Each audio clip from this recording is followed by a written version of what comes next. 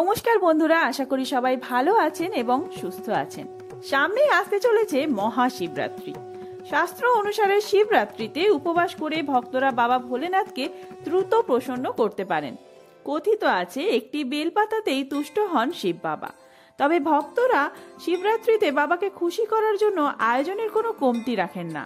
কি কি লাগবে শিবরাত্রির পুজো করতে, কারা এই ব্রত পালন করতে পারবেন, কিভাবে করবেন পুজো, এবং 2024 সালে 1430 বঙ্গাব্দে শিবরাত্রি কবে পড়েছে ও 4 প্রহর পূজার পূর্ণাঙ্গ সময়সূচি নিয়ে রয়েছে আজকের ভিডিও। তো দেরি না করে চলুন ভিডিওটা শুরু করা যাক। আর আমার চ্যানেলে যদি নতুন হয়ে থাকেন অবশ্যই চ্যানেলটি সাবস্ক্রাইব করে এবং ভিডিওতে একটি লাইক করে কমেন্ট করে শেষ পর্যন্ত সাথে থাকবেন।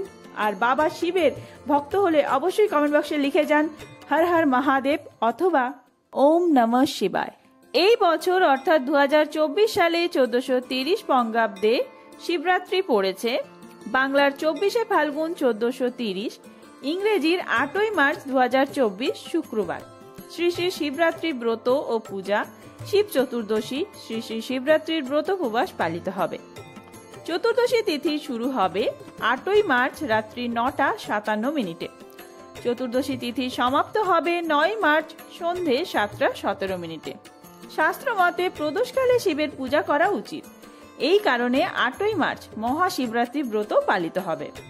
মহাশিবরাত্রির পুজো 4 প্রহরে করা অধিক ফলদায়ী বলে মনে করা হয়। তাই 8ই মার্চ থেকেই মহাশিবরাত্রির 4 প্রহরের পুজো শুরু হচ্ছে। এই 4 প্রহরের পুজোর সময়সূচি জেনে নেওয়া যাক। প্রথম প্রহর পুজো শুরু হবে 8ই মার্চ সন্ধ্যা 6টা 25 মিনিট থেকে রাত 9টা 28 মিনিট পর্যন্ত। দ্বিতীয় প্রহরের পুজো হবে রাত্রি 9টা 28 মিনিট থেকে রাত্রি 12টা 31 মিনিট পর্যন্ত। তৃতীয় প্রহরের পুজো হবে মাঝরাত 12টা 31 মিনিট থেকে ভোর রাত 3টে 34 মিনিট পর্যন্ত। চতুর্থ প্রহর পূজা হবে ভোর রাত 3টে 34 মিনিট থেকে সকাল 6টা 37 মিনিট পর্যন্ত। এই ব্রত নারী পুরুষ বিবাহিত এবং অবিবাহিত সকলেই পালন করতে পারবেন।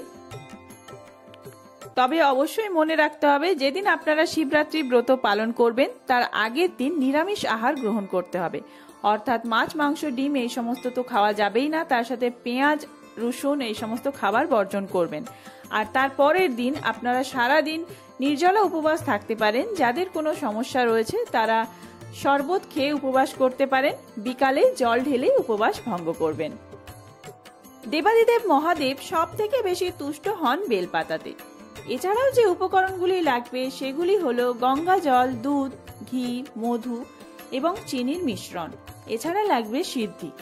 আপনারা যে দুধটি শিবলিঙ্গে ঢালবেন সেই দুধে কিছুটা সিদ্ধি মিশিয়ে দিতে হবে। এরপরে শিবের পছন্দের ফুল রয়েছে ধুতুরা, আকন্দ, অপরাজিতা, কলকে। চাইলে আপনারা আকন্দ ফুল দিয়ে মালা গেঁথে দিতে পারেন। এছাড়াও লাগে ধুতুরা ফল। আপনারা যে কোনো এক রকমের ফল শিবলিঙ্গে অর্পণ করবেন। এই সময় আম পাওয়া যায়। আমার বাড়িতে যে সমস্ত ফল ছিল তার মধ্যে থেকেই আমি ফল দেবাদিদেব মহাদেবকে অর্পণ করেছি। শিব পুজোর ক্ষেত্রে প্রথমেই শিবের জলাভিষেক করতে হয়। এখানে আমি গঙ্গা জল দিয়ে জলাভিষেক করে নিয়েছি। তারপরেই মাখিয়ে দেব ঘি। ঘি মাখানো হয়ে গেলে ভালোভাবে আপনারা 2টি আঙুল ব্যবহার করে ঘিটা মাখিয়ে নেবেন। 3 বার যা কিছু অর্পণ করবেন সমস্তটাই 3 বার অর্পণ করতে হবে। আমি ঘি 3 বার ধরে মাখিয়েছি। ঘি মাখানো হয়ে গেলে আমরা শিবলিঙ্গে মাখিয়ে দেব মধু। এক্ষেত্রে আমি মধুর যে শিশিটা দেখালাম ওই মধুর শিশি অথবা আপনারা যে কোনো মধু ব্যবহার করতে পারেন, দোকান থেকে কিনে আনা মধু। আমি মধুটিও 3 বার ধরে শিবলিঙ্গে ঢাললাম। তারপরে এই মধুটি ভালোভাবে গোটা শিবলিঙ্গে মাখিয়ে দেব। এরপরে দুধ, চিনি, ঘি, মধুর মিশ্রণ অর্থাৎ পঞ্চামৃত, আর তার সাথেই আমি কিছুটা সিদ্ধি মিশিয়ে নিয়েছি। সিদ্ধি ছাড়া বাবার পুজো অসম্পূর্ণ। এই সিদ্ধি মেশানো এই দুধ আমি বাবার মাথায় ঢেলে দুধাভিষেক করে নেব। ওম নমঃ শিবায়, ওম নমঃ শিবায়, ওম নমঃ শিবায়। এই দুধটিও 3 বারে আপনারা ঢালবেন। এছাড়াও শিবলিঙ্গে আপনারা ডাবের জল অর্পণ করতে পারেন। যারা মন্দিরে গিয়ে পুজো করবেন তারা প্যাকেট দুধও ব্যবহার করতে পারেন, তাতে কোনো অসুবিধে নেই।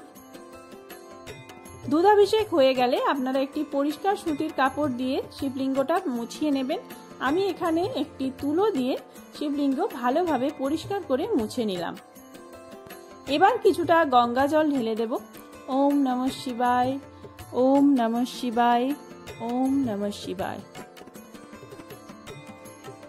এরপর পুজোর জন্য আপনারা যে সমস্ত উপকরণাদি জোগাড় করেছেন সেই সমস্ত উপকরণ একে একে বাবাকে অর্পণ করবেন। তবে মনে রাখবেন প্রথমেই অর্পণ করতে হবে বেলপাতা, আর সেই বেলপাতা যেন একটুও ফাটা ফুটো না থাকে। ওম নমঃ শিবায়, ওম নমঃ শিবায়, ওম নমঃ শিবায়। এখানে আমি 3টি বেলপাতা অর্পণ করছি। আপনারা চাইলে 8টি বা 108টি বেলপাতাও অর্পণ করতে পারেন। অবশ্যই যদি অনেকগুলি বেলপাতা অর্পণ করতে না পারেন 3টি বেলপাতা অর্পণ করাই শ্রেয়। এছাড়াও আমার কাছে আকন্দ ফুল ছিল, অনেক আকন্দ ফুল থাকা সত্ত্বেও আমি 3টি আকন্দ ফুল দিয়েছি, যেহেতু আমার শিবলিঙ্গটা ছোট। তারপরে দুদিক থেকে দুটো ধুতুরা ফুল দিচ্ছি, আর এছাড়াও আমি অপরাজিতা ফুল অর্পণ করেছি বাবার মাথায়। ফুল বেলপাতা সমস্ত কিছু অর্পণ করা হয়ে গেলে আমরা বাবাকে বাতি দেখাবো। আপনারা প্রদীপ দেখাতে পারেন। এখানে আমি 2টি মোমবাতি দেখাচ্ছি। আমার মা বলেছিলেন যে মোমবাতি দেখালে একটি দেখাতে নেই, 2টি দেখাতে হয়। সেই কারণে আমি 2টি মোমবাতি জ্বালিয়েছি। 2টি মোমবাতি আপনারা মন্দিরে দেখান কি বাড়িতেই পুজো করেন, 2টি মোমবাতি জ্বালাবেন।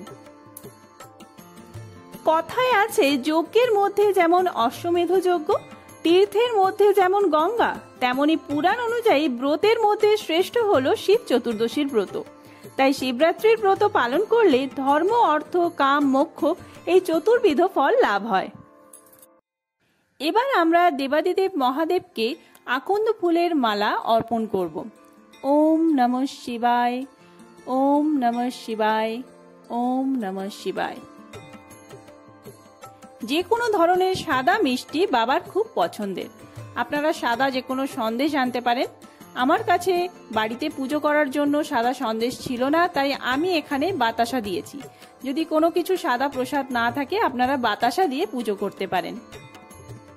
আর অবশ্যই শিবরাত্রির পুজো করলে বাবাকে একটি ফল অর্পণ করতে হবে। আমি এখানে আপেল দিয়েছি, এছাড়াও আমার কাছে শাঁকালু ছিল, সেটিও বাবার কাছে অর্পণ করেছি। আপনারা এই গরমের মরশুমে যে ফল রয়েছে যেমন আম, আপনারা আম, কলা এই সমস্ত অর্পণ করতে পারেন। সমস্ত কিছু অর্পণ করা হয়ে গিয়েছে, পুজো প্রায় শেষ পর্যায়ে। এবার আমরা ধূপ প্রদীপ দেখিয়ে আরতি করে পুজো শেষ করব। ওম নমঃ শিবায়, ওম নমঃ শিবায়, ওম নমঃ শিবায়। সামনেই দোল পূর্ণিমা আসতে চলেছে। দোল পূর্ণিমার বিষয়ক ভিডিও খুব তাড়াতাড়ি আসছে। এই ভিডিওটা ভালো লাগলে অনেক অনেক বেশি বন্ধুদের মধ্যে শেয়ার করবেন। আর সবাই শিবরাত্রির দিন শিব পুজো করুন। ওম নমঃ শিবায়, হর হর।